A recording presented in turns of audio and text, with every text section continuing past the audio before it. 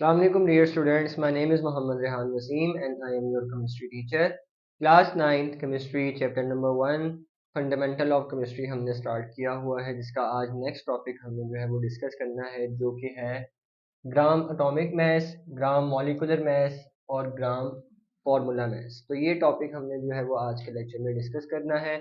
अगर हम बात करते हैं स्टूडेंट्स, तो आपके पास जो है वो कोई भी एलिमेंट, वो number of atoms, number of molecules, number of जो है वो फॉर्मूला यूनिट से मिलकर जो है वो बनता है। या अगर हम कोई भी सब्सटेंस की बात करते हैं तो उनके डिफरेंट जो है वो एटॉमिक मैसेज होते हैं, मॉलिक्यूलर मैसेज होते हैं, फॉर्मूला मैसेज होते हैं। उनको हम AMU एटॉमिक मैस यूनिट में जो है वो एक्सप्रेस करते हैं।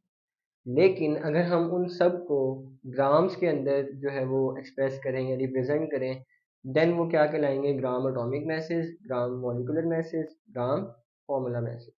तो इनको वन बाय वन हम यहाँ पे डिस्कस करते हैं, साथ में इनकी एग्जांपल्स देखेंगे।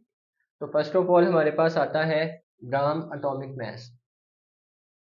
डेफिनेशन से ही इसके जो है इसकी नेम से ही आपको इसकी डेफिनेशन का जो है वो अंदाज़ा होगा कि एटॉमिक मास की बात करेंगे हम।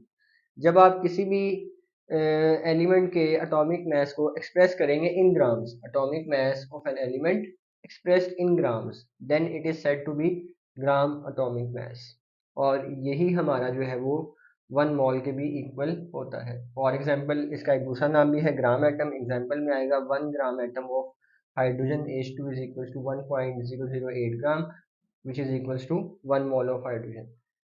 1 ग्राम एटम ऑफ कार्बन 12.0 ग्राम के इक्वल है, जो आगे से इक्वल होगा 1 मोल के। तो ये हमारा ग्राम एटॉमिक मास था। ऑन दी अदर हैंड अगर हम देखते हैं तो हमारे पास ग्राम मॉलिक्यूलर मास आता है। ग्राम मॉलिक्यूलर मास में मॉलिक्यूलर मास जो होगा, यहाँ पे एक मिस्टेक है, इसको करेक्ट कर लें। Molecular mass of an element और कंपाउंड जो है, जब हम उसको एक्सप्रेस करेंगे in gram, then it is said to be gram molecular mass. तो मॉलिक्यूलर मास किसी भी एलिमेंट, किसी भी कंपाउंड का जब आप ग्राम्स में एक्सप्रेस कर रहे हैं, then it will become gram molecular mass, जो कि इक्वल होगा 1 मोल के, या उसको हम ग्राम मॉलिक्यूल भी कहते हैं। तो 1 ग्राम मॉलिक्यूल ऑफ H2O जो है वो 18.0 ग्राम है, जो आगे 1 मोल ऑफ H2O के इक्वल होगा। 1 ग्राम molecule of H2SO4 is equals to 98.0 gram, which is equals to 1 mole of H2SO4। इसी तरह से एक हाइड्रोजन की एग्जांपल है, वो हमारे पास 2 ग्राम आता है, वो 1 मोल ऑफ हाइड्रोजन होगा। नेक्स्ट है ग्राम फॉर्मूला मैस।